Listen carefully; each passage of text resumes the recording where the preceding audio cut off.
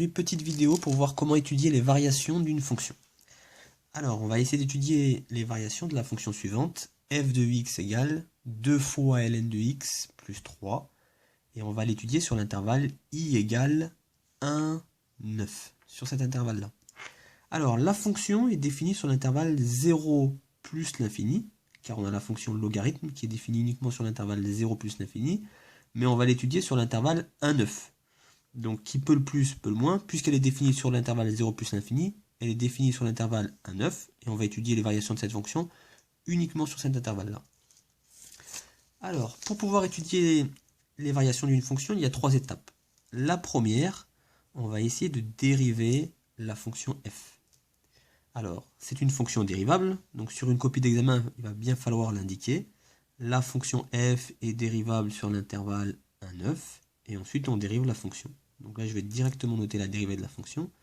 La dérivée de f, on la note f' de x, et la dérivée, c'est 2 fois la dérivée de la fonction ln de x, plus la dérivée de 3. La dérivée de ln de x, c'est 1 sur x, donc on a 2 fois la dérivée de ln de x, 2 fois 1 sur x, plus la dérivée de 3, et la dérivée d'un nombre, c'est 0, donc plus 0. 0 étant neutre pour l'addition, je ne vais pas l'ajouter. On obtient donc f' de x égale 2 fois 1 sur x. 2 sur x. Et on a terminé notre première étape, on a dérivé la fonction f, et on obtient une nouvelle fonction, qui est la fonction f'. Et la fonction f' a un lien avec la fonction f, et on le verra lorsqu'on étudiera les variations de la fonction. En tout cas, lorsque l'on passera à la troisième étape de cette étude. Ensuite, deuxième étape, on va étudier le signe de la dérivée.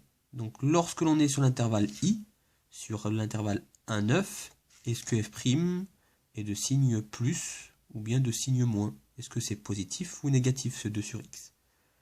Donc on va commencer par étudier le numérateur, ce que l'on a en haut, le dénominateur, et on verra le quotient, s'il est positif ou négatif. Donc déjà, de toute évidence, le numérateur 2, c'est positif. Ensuite, si on prend un nombre entre 1 et 9, ben notre x, il est positif. Si x appartient à l'intervalle 1, 9, x est positif. Un nombre compris entre 1 et 9 est positif. Et si on effectue le quotient, donc 2 sur x, 2 est positif, divisé par x qui est positif, ben le résultat sera positif. Et 2 sur x, c'est la dérivée.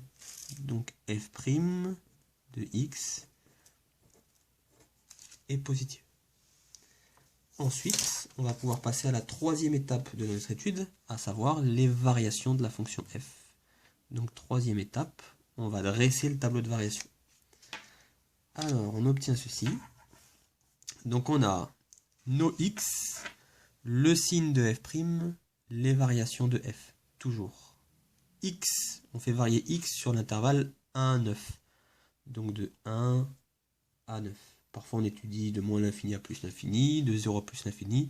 Là, l'intervalle où on étudie la fonction, c'est 1, 9. Donc on étudie sur 1, 9. Sur 1, 9, quel est le signe de f'? On vient de voir que f' est de signe plus. Donc on a un plus.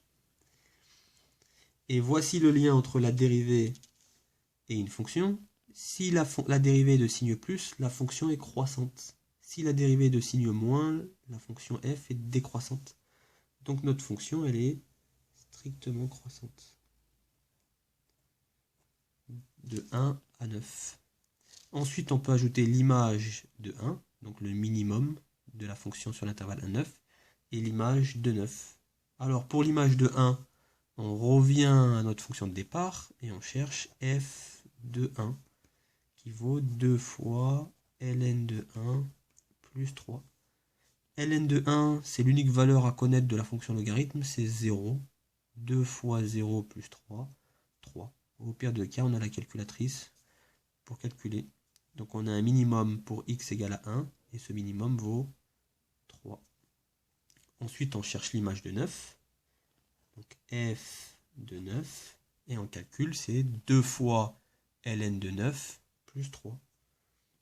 2 fois ln de 9 plus 3. Et à l'aide de la calculatrice, on obtient f de 9 égale 7,3 lorsqu'on effectue un arrondi au dixième, avec un chiffre après la virgule, à 0,1 près.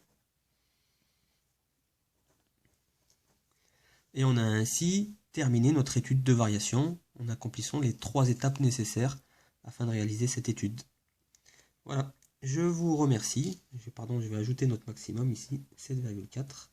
Si vous avez la moindre question, n'hésitez pas et il y aura davantage de vidéos. Merci bien.